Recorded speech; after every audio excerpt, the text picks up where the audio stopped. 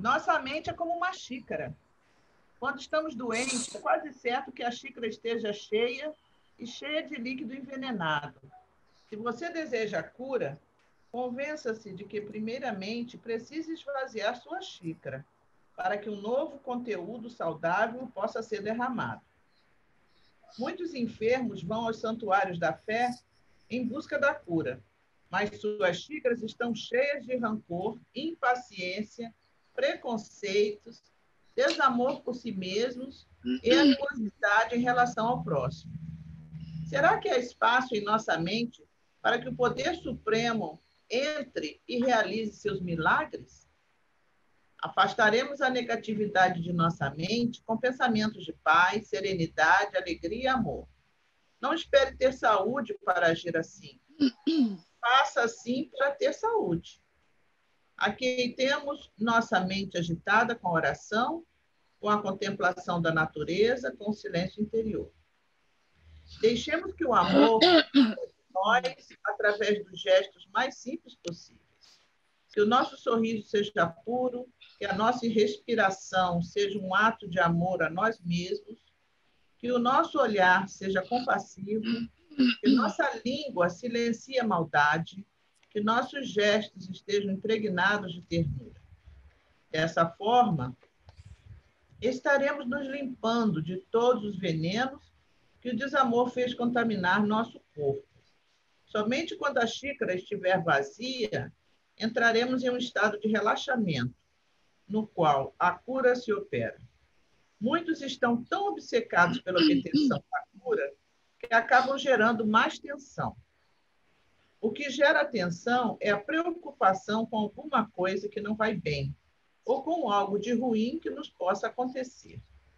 E são exatamente esses sentimentos que precisamos abandonar, porque eles reforçam uma situação da qual desejamos. O Mestre Jesus sempre demonstrou inabalável serenidade diante dos mais difíceis episódios da vida, porque sua mente estava vazia de temor e cheia de Deus. Havia tanta integração na mente do Cristo com a mente de Deus que o Mestre afirmou: eu e o Pai somos um. Abra então sua mente para receber a presença de Deus. Mas, para isso, você precisa esvaziar a xícara. Do que ela está cheia? Então, nós temos que examinar nossa xícara. Esvaziar ela para que o poder divino possa entrar. E ver o conteúdo. Ter lugar, senão não tem lugar para entrar. Vamos limpar, lavar, para a gente poder ter lugar para as bênçãos de Deus entrar, né? Justo. Para a água ficar limpa. Jesus no lar, o talismã divino. Estabularam aos familiares interessante palestra acerca das faculdades sublimes de que o mestre dava testemunho amplo, curando loucos e cegos, quando Salomé, a zelosa genitora de João e Tiago, indagou sem preâmbulos: Senhor, terás contigo algum talismã de cuja virtude possamos desfrutar? Algum objeto mágico que nos possa favorecer? Jesus pousou na matrona os olhos penetrantes e falou risonho: realmente conheço um talismã de maravilhoso poder. Usando-lhe os milagrosos recursos, é possível iniciar a aquisição de todos os dons do nosso Pai. Oferece a descoberta dos tesouros do amor que resplandece ao redor de nós, sem que lhe vejamos de pronto a grandeza. Descortina o entendimento em que desarmonia castiga os corações. Abre a porta às revelações da arte e da ciência. Entende possibilidade de luminoso comunhão com as fontes divinas da vida. Convida a benção da meditação nas coisas sagradas. Reata relações de companheiros em discordância. Descerra a passagem de luz aos espíritos que se demoram nas sombras. Permite a abençoada sementeira de alegria reveste de 1000 oportunidades de paz com todos. Indica vasta rede de trilhos para o trabalho salutar. Revela 1000 modos de enriquecer a vida que vivemos.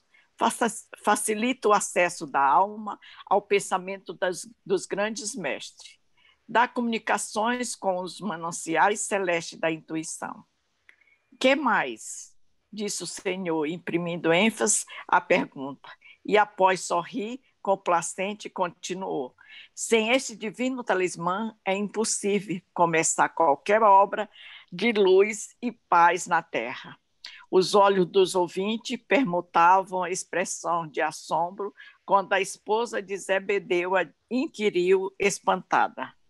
Mestre, onde poderemos adquirir semelhante benção? Diz-nos, precisamos desse acumulador de felicidade. O Cristo, então, acrescentou bem-humorado. Esse bendito talismã, Salomé, é propriedade comum a todos. É hora que estamos atravessando. Cada minuto de nossa alma permanece revestido de prodigioso poder oculto quando sabemos usá-lo no infinito bem, porque toda grandeza e toda decadência, toda vitória e toda ruína são iniciadas com a colaboração do dia. E diante da perplexidade de todos, rematou: o tempo é o divino talismã que devemos aproveitar. Que lição, hein? Amigos, eu acho que nós estamos vivendo essa fase precisando desse talismã, tá?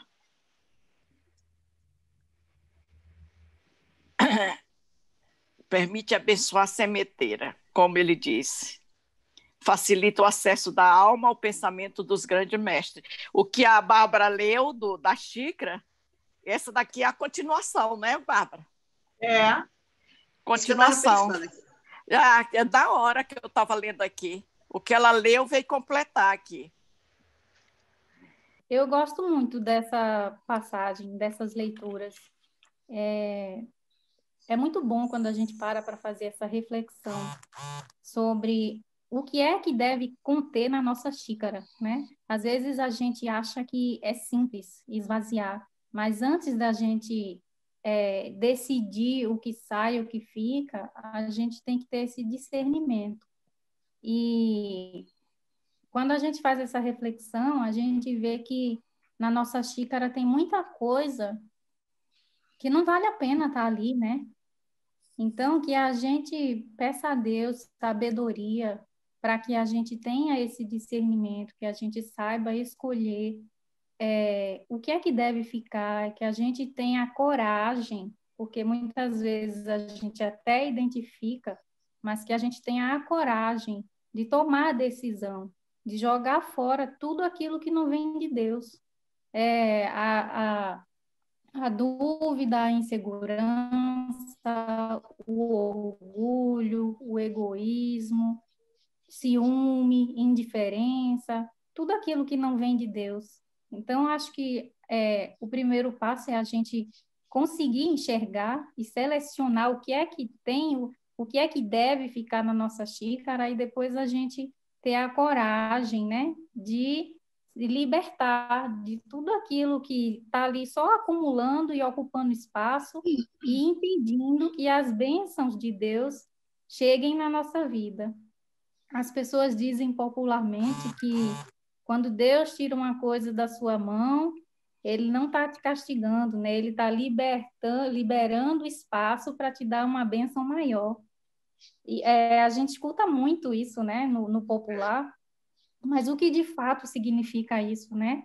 E que é uma reflexão diária, porque a todo momento a gente é chamado a avaliar a nossa xícara, mas muitas vezes a gente não dá atenção, não dá ouvido. E aí, ontem eu vi uma palestra da Maíse Braga no canal do YouTube da Comunhão, e ela falava de sinais.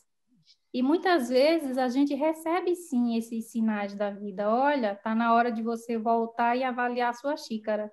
Não adianta você estar pedindo todo dia a Deus uma bênção específica, quando, na verdade, você não está dando espaço para que ele te dê a bênção, né? Então, a vida muitas vezes traz, sim, esses sinais para a gente. Então, que a gente tenha olhos de ver, tenha ouvidos de ouvir, que a gente consiga identificar esses sinais e colocar em prática tudo aquilo que a gente vem lendo, vem refletindo, vem estudando, que vem aprendendo. Eu acho que é por aí. A introdução. Com a nossa vontade, nós que somos estudiosos da doutrina espírita e de estarmos sempre procurando entender, conhecer a história da evolução ou crescimento espiritual de cada um de nós dentro da história das religiões, abordamos fenômenos religiosos a partir de uma postura não denominacional, numa perspectiva histórica, antropológica, no tempo e no espaço, onde a história das religiões é uma ciência de observação baseada na análise dos dados, bem como a comparação. A pré-história é um período da história humana particularmente muito grande e nos remetem ao século XIX, quando os primeiros vestígios da vida humana na pré-história começaram a ser encontrados nas paredes. Isso porque no século XIX existia a noção de que a história só poderia ser feita por meio de documentos escritos, e assim, todos os acontecimentos anteriores ao surgimento da escrita ficaram no conhecimento como pré-história.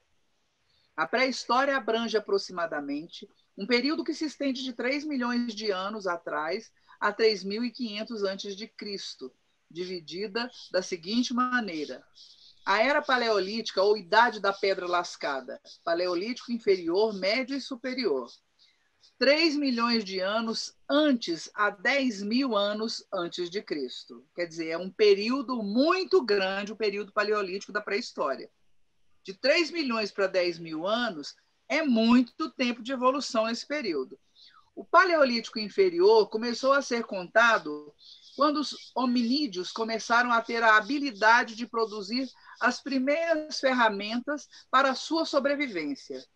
3 milhões de anos atrás, a 250 anos atrás, 50 mil anos atrás. Ou seja, o Paleolítico inferior foi muito grande, de 3 milhões antes de Cristo a 250 mil antes de Cristo. O Paleolítico médio foi quando a presença do homem de Neandertal e o homem sapiens, que já existia nessa época. O seu surgimento aconteceu há 300 mil anos, ou seja, de 250 mil anos a 40 mil anos antes de Cristo. Então, foi um período menor, onde o homem de Neandertal, conhecido também como Homo sapiens, já tinha alguns movimentos, algum conhecimento da sua melhoria na sobrevida.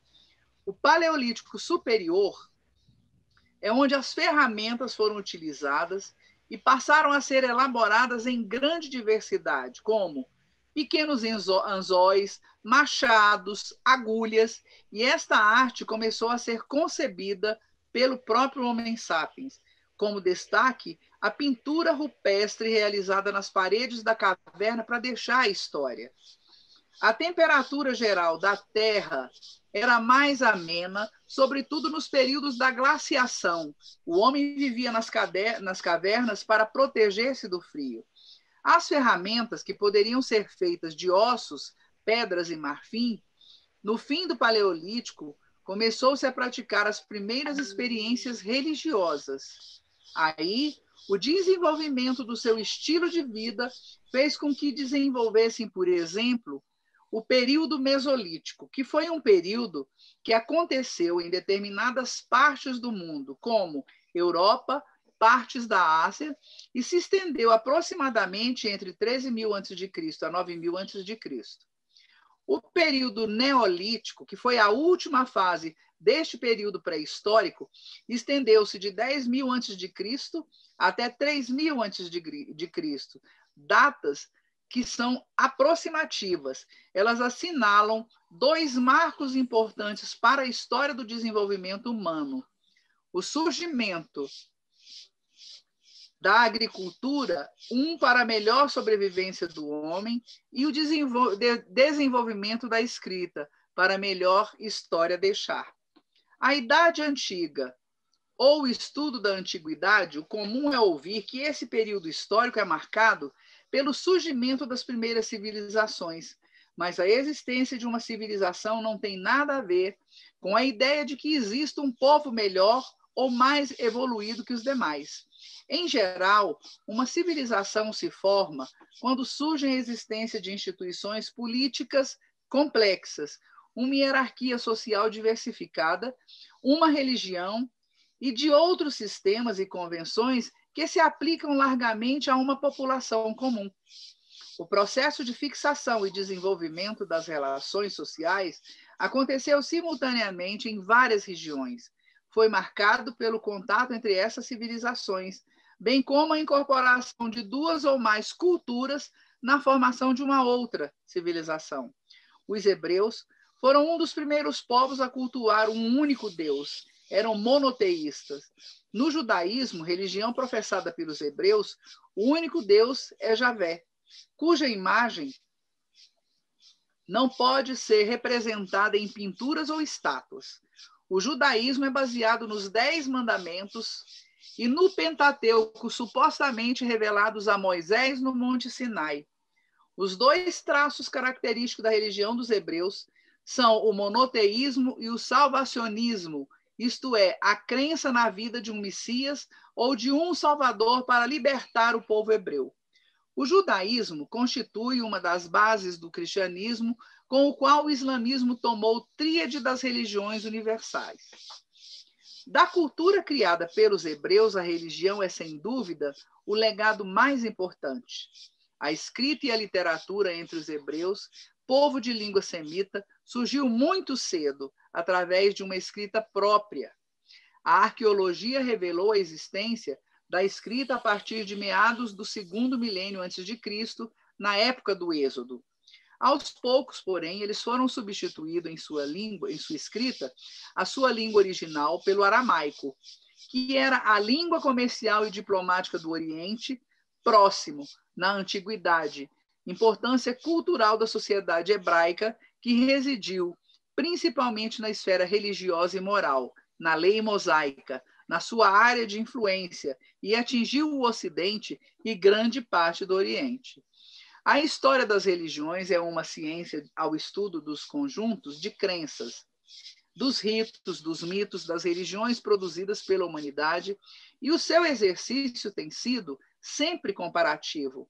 Em tempos antigos, já desde Heródoto, a civilização grega observava costumes e tradições dos outros povos, os povos egípcios, persas e judeus.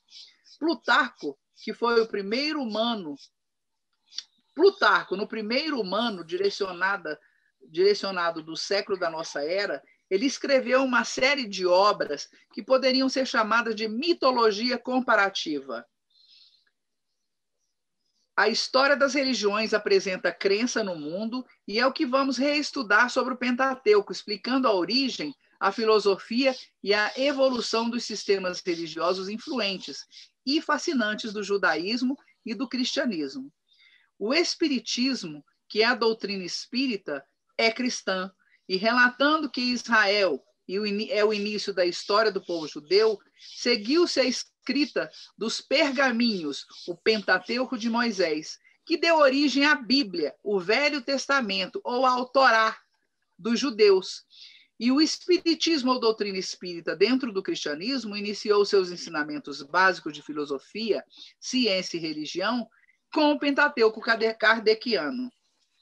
Toda cultura ou civilização, sem exceção, desenvolveu um sistema religioso, fosse ele mais elementar, como as religiões dos povos nativos da América ou da Oceania, e fosse mais complexo, como as religiões abraâmicas, derivadas do patriarca Abraão, médio-orientais, que são o judaísmo, o cristianismo e o islamismo. Religião é um sistema solidário de crenças e de práticas relativas a coisas sagradas, separadas, crenças e práticas que reúnem numa mesma comunidade moral a chamada igreja.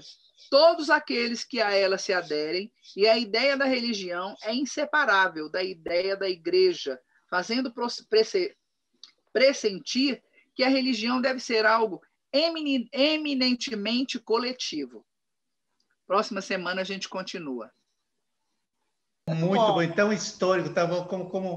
Como nos remete à origem das três grandes religiões, né? Cristianismo, islamismo e judaísmo, né? E muito interessante isso aí, a gente tem um conhecimento amplo disso aí para entender também essas outras duas religiões, que é o judaísmo e o islamismo, né? São irmãs do cristianismo. Então, essa é a compreensão que nós temos que ter geral para que daqui a um tempo a gente consiga respeitar as outras religiões e quem sabe um dia as religiões possam conviver pacificamente em torno do único Deus e o mesmo objetivo, porque todos somos irmãos. Acabar com essas polarizações, com esses grupos, com esses radicalismos, dizer que a minha religião é melhor do que os outros, é a única que vale, é o povo escolhido de Deus. Essas crendices e especialmente esse egoísmo que se cria entre as religiões. A paz do mundo não será possível simplesmente essas nações celebrarem a paz. Se não existir também uma paz, uma celebração da paz entre as religiões, dificilmente nós viveremos, o mundo viverá em paz. Então, para os espíritas, é um dos grandes compromissos e obrigações que os espíritas têm, promover justamente a união das religiões. Ou seja, a gente superar todo tipo de preconceitos e trazer as religiões para uma única linha, que elas convivam como irmãs, fraternidade, com solidariedade. E aí sim nós alcançaremos a verdadeira paz. Se não houver essa união das religiões, os simples acordos entre países não será suficiente para a gente conseguir a paz. Para que as pessoas possam, os chefes das outras religiões, dos outros países, têm que tirar de dentro da xícara o orgulho. Esvaziar a xícara do orgulho, aí todo mundo vai ter, não, eu me sinto bem com a minha religião, mas eu não nego a sua. Vamos conviver. Respeito, né? Respeito. É só olhar a xícara. Vamos esvaziar a xícara e tirar o orgulho, porque o orgulho é um dos pecados piores. Pai de infinito amor e bondade, espiritualidade amiga, depois do bonito trabalho em Palmeiras, a gente está aqui reunido para mais uma vez estudar, com a autorização de vocês, o Espiritismo, o Evangelho e, sobretudo, as palavras de Jesus, que tão facilmente são esquecidas e não são praticadas. Nós consigamos, dia a dia, ter em nossa mente como um objetivo sermos cristãos e cada vez mais buscarmos nos aperfeiçoar. Porque pedras, com certeza, surgirão em nossos caminhos, mas não montanhas. Aos poucos, a gente ultrapassa essas pedras e consegue se melhorar as pessoas à nossa volta e demonstrar, pelo menos um pouquinho, o que é ser cristão. Graças a Deus, graças a Jesus. Os fariseus, tendo se retirado, entenderam-se entre si para enredá-lo com as suas próprias palavras. Mandaram então seus discípulos, em companhia dos herodianos, dizer-lhe: Mestre, sabemos que és veraz e que ensinas o caminho de Deus pela verdade, sem levares em conta a quem quer que seja, porque nós homens não consideras as pessoas, porque nós homens não consideras as pessoas. Dize-nos, pois, qual a tua opinião sobre isto? É-nos permitido pagar ou deixar de pagar a César o tributo? Jesus, porém, que lhes conhecia a malícia, respondeu: Hipócritas, por que me tentais? Apresentai-me uma das moedas que se dão em pagamento do tributo. E tendo-lhe eles apresentado um denário, perguntou Jesus: De quem são esta imagem e esta inscrição? De César, responderam eles. Então, observou-lhe Jesus: Dai, pois, a César o que é de César, e a Deus o que é de Deus. Ouvindo-o falar dessa maneira, admiraram-se eles da sua resposta e, deixando-o, se retiraram. São Mateus, capítulo 22, versículos 15 a 22, São Marcos, capítulo 12, versículos 13 a 17. A questão proposta a Jesus era motivada pela circunstância de que os judeus, abominando o tributo que os romanos lhe impunham, haviam feito do pagamento desse tributo uma questão religiosa. Numeroso partido se fundara contra o imposto. O pagamento deste constituía, pois, entre eles, uma irritante questão de atualidade, sem o que nenhum senso teria sido feita a pergunta a Jesus: é-nos lícito pagar ou deixar de pagar a César o tributo? Havia nessa pergunta uma armadilha. Contavam os que a formularam poder, conforme a resposta, excitar contra ele a autoridade romana ou os judeus dissidentes. Mas Jesus, que lhes conhecia a malícia, contornou a dificuldade, dando-lhes uma lição de justiça, com dizer que a cada um seja dado o que lhe é devido. Esta sentença, dai a César o que é de César, não deve, entretanto, ser entendida de modo restritivo e absoluto. Como em todos os ensinos de Jesus, há nela um princípio geral, resumido sob forma prática e usual e deduzido de uma circunstância particular. Esse princípio é consequente daquele segundo, o qual devemos proceder para com os outros, como queiramos que os outros procedam para conosco. Ele condena todo prejuízo material e moral que se possa causar a outrem, toda postergação de seus interesses. Prescreve o respeito aos direitos de cada um, como cada um deseja que se respeitem os seus. Estende-se mesmo aos deveres contraídos para com a família, a sociedade, a autoridade, tanto quanto para com os indivíduos em geral. Graças a Deus, graças a Jesus. Bom,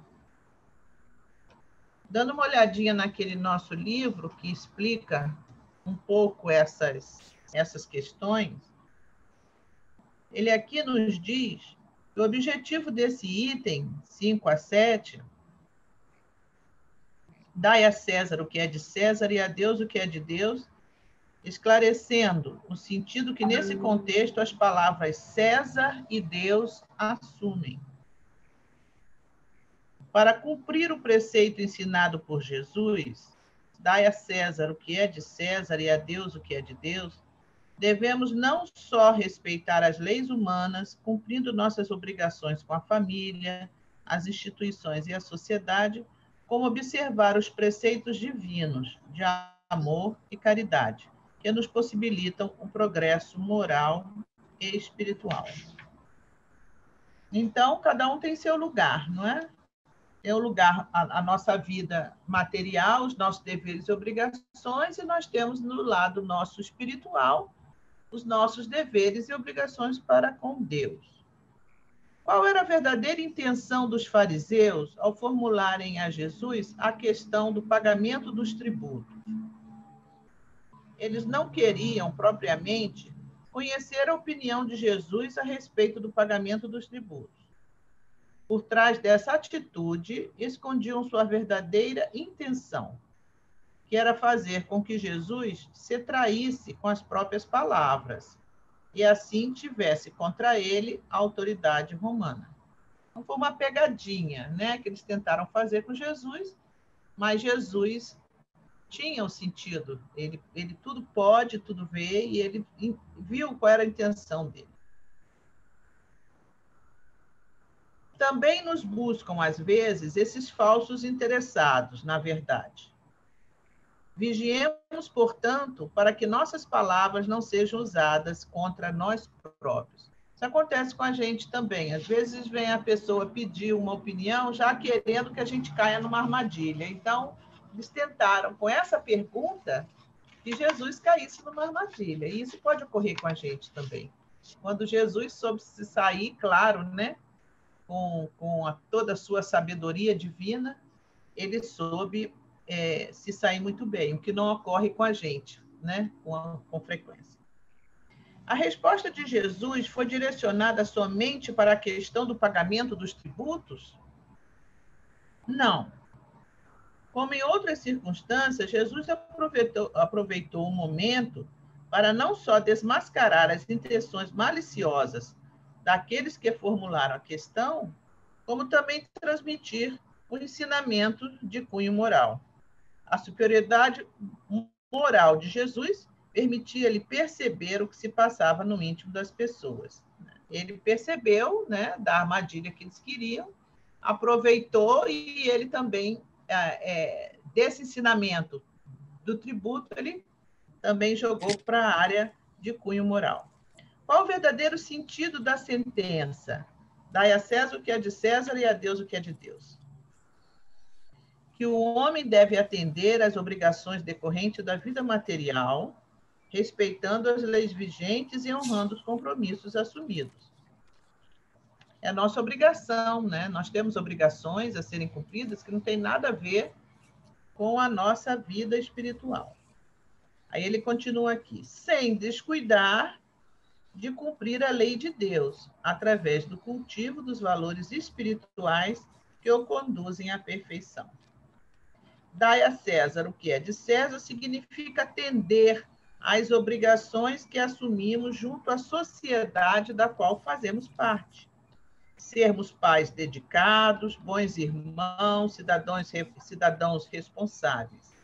Dar a Deus o que é de Deus equivale a cumprir os preceitos divinos do amor e da caridade, indispensáveis ao nosso progresso moral e espiritual. Então, que lição ensinou Jesus nessa passagem? Ele aproveitou essa passagem para dar uma lição. Qual seria a lição? Jesus ensinou o princípio de justiça e equilíbrio, que deve reger o comportamento do verdadeiro cristão diante da vida, esclarecendo que é necessário atender às exigências passageiras de ordem material, sem esquecer as obrigações para com a elevação do espírito.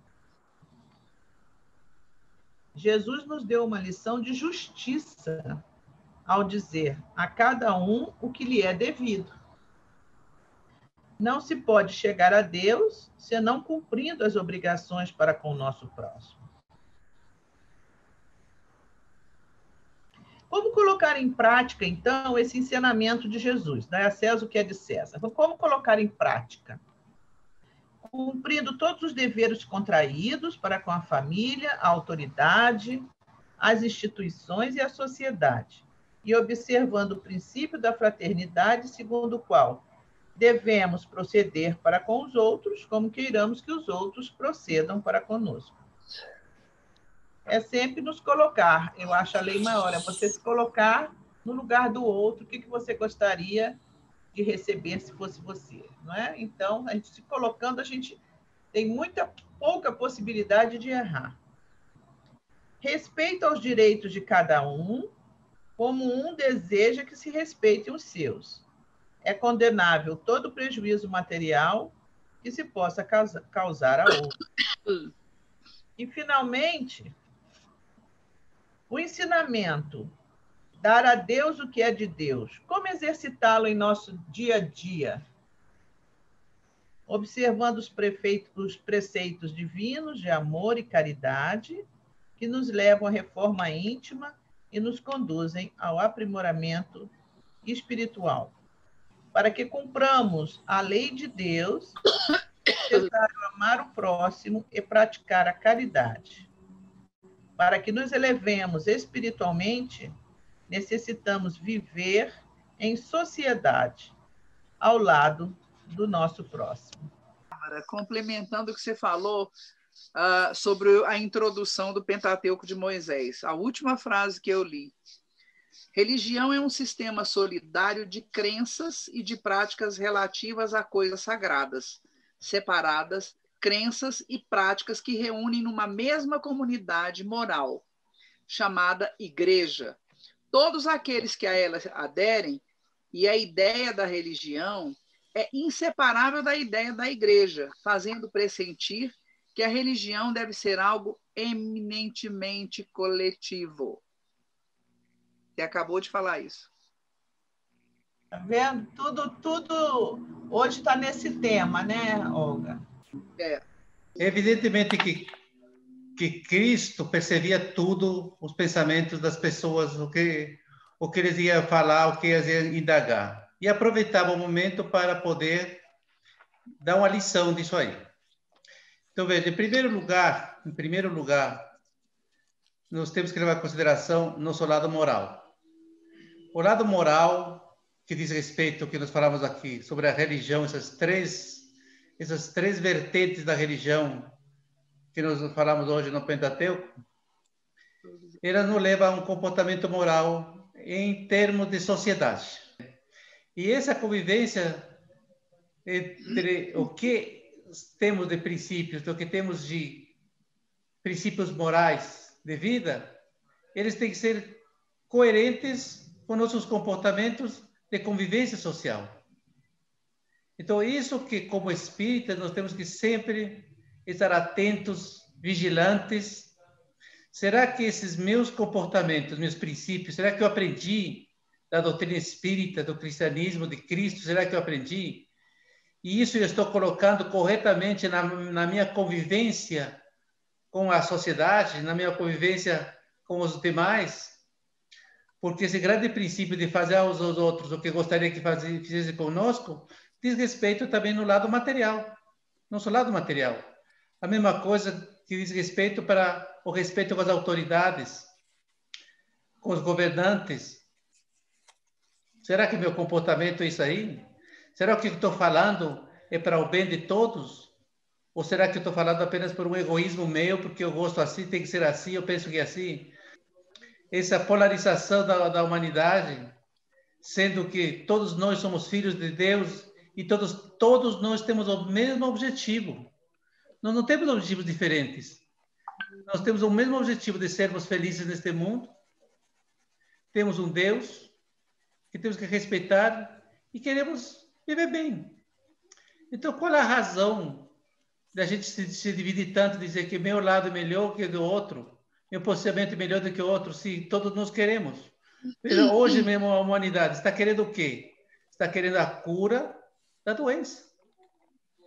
Isso é um privilégio de um lado ou do outro? Não interessa em que lado você esteja. O bem que a humanidade espera hoje é encontrar a cura para essa doença. Isso é o objetivo de todo mundo.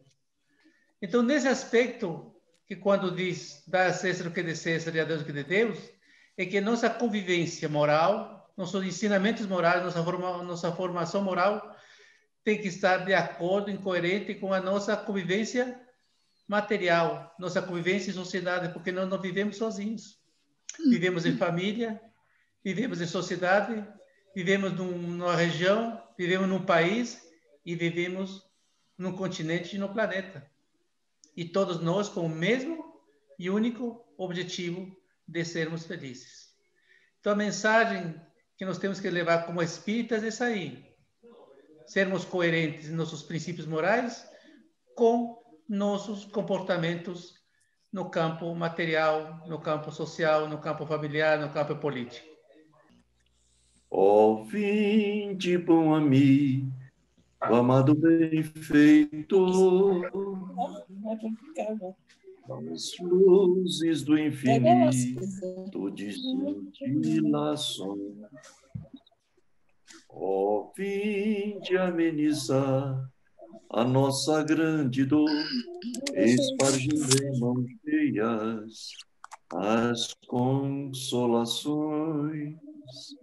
Bezerra de Menezes, servo do Senhor, apóstolo do bem, a nos iluminar, celeste mentor, em passes de amor, águas fluidificam, movimentai vossas falanges protetoras, dai-nos as bênçãos redentoras, balsamizando os corações.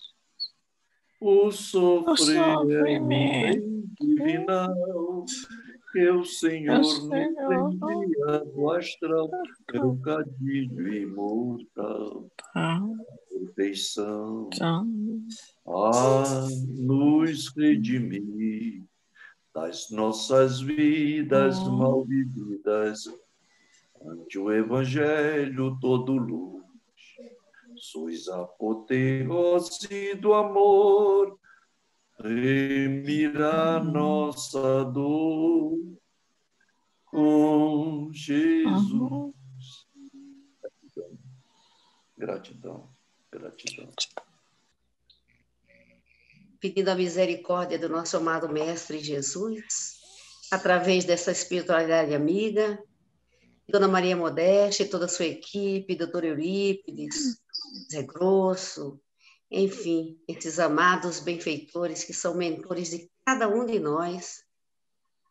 Vou ver cada um desses irmãozinhos que aqui foram colocados seus nomes, e todos esses irmãos também estão necessitando encontrar paz em seus corações, que eles possam, Senhor, ser amparados nesse momento e que eles possam receber a bênção da espiritualidade, levando a luz a cada um deles para continuar sua jornada de evolução. Por favor, Olga. Amado Mestre Jesus, sê conosco, Senhor. Gratidão mais uma vez por todo esse aparato de suporte que estamos tendo no nosso trabalho, no nosso culto no lar. Um culto tão grande, Senhor, onde estamos vendo vários e vários locais no Brasil. Gratidão, Senhor, pela ajuda e pelo trabalho dos nossos amigos da espiritualidade maior. Por Maria, vossa mãe, nossa mãe, espargindo amor entre nós. Agradecemos, Senhor, mais uma oportunidade de estarmos juntos, reunidos em oração, vibrando em prol dos nossos irmãos e de nós mesmos, Senhor. Para que o sofrimento de cada um seja minimizado, para que os irmãos que estejam perturbando o outro irmão, que seja encarnado ou desencarnado, consigamos fazer com que eles sejam doutrinados, que eles consigam, através da nossa fé, da nossa palavra, encontrar o caminho para até vós. Esses irmãos que estão na fase do sofrimento, sabemos que têm o receio desta separação e a oportunidade dada por Deus Pai de que eles consigam permanecer na regeneração estão fazendo com que eles mudem o seu interior, ou seja, limpem a sua xícara. E que o orgulho, o poder que eles têm, achando que sentem, possa ser retirado desta xícara. E o vosso amor, Senhor, e a fé da vossa ajuda e de Maria possa cair no coração de cada um deles. Vemos algum deles o espírito e o espírito, outros só o espírito.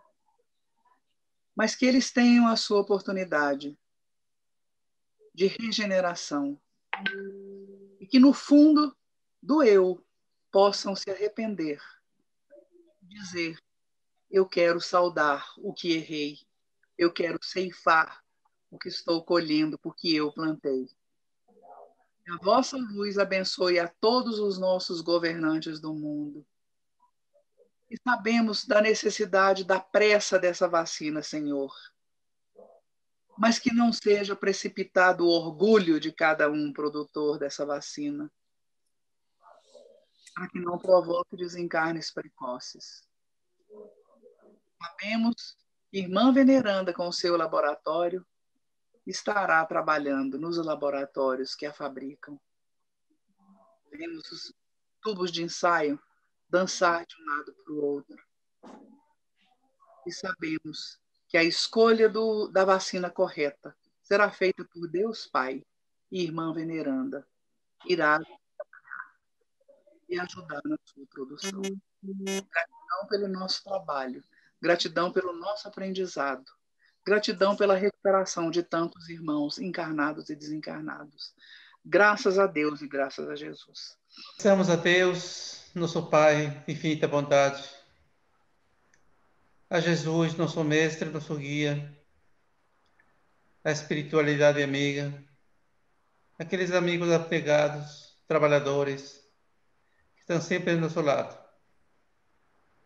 Nós temos que agradecer a Deus pela responsabilidade que estamos assumindo neste evangelho virtual,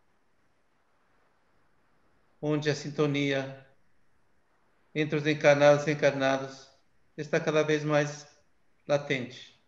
Os sentimentos do coração, a vontade do trabalho, a vontade de fazer o bem e de poder contribuir com nossos conhecimentos, com nossa experiência, com nosso trabalho, para o bem de todos.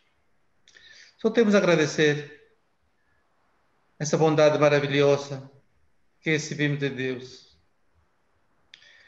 Agradecer os irmãos que se encontram aqui, que participaram desse evangelho, e quem não pôde participar também está em sintonia. Estamos trabalhando porque o trabalho nosso é de semana, a semana toda, de domingo a domingo. Estamos aqui em sintonia nesse trabalho que cada vez mais se fortalece e cada vez mais nos sentimos familiarizados para continuar de braços dados na busca de melhores dias, de superação, de alívio para as dores de tantas pessoas que buscam esse alívio físico, esse alívio espiritual. Só temos a agradecer, Senhor. E esperamos que esta semana seja uma semana de paz, de tranquilidade, de muito aprendizado. E que possamos realmente ajudar essas pessoas que precisam de nossas preces, que precisam de nosso apoio. E possamos no próximo domingo, novamente, estar reunidos em nome de Deus, para ouvir as mensagens que são ditas, os ensinamentos, os aprendizados que nós temos todo domingo. E assim continuamos com passos firmes, trilhando a nossa jornada para a qual nós estamos designados. Graças a Deus, a Jesus, a espiritualidade, que assim seja. Gente, boa semana. Boa semana também para todos. Fiquem com Deus até domingo. Coração de Deus. Deus quiser, até domingo.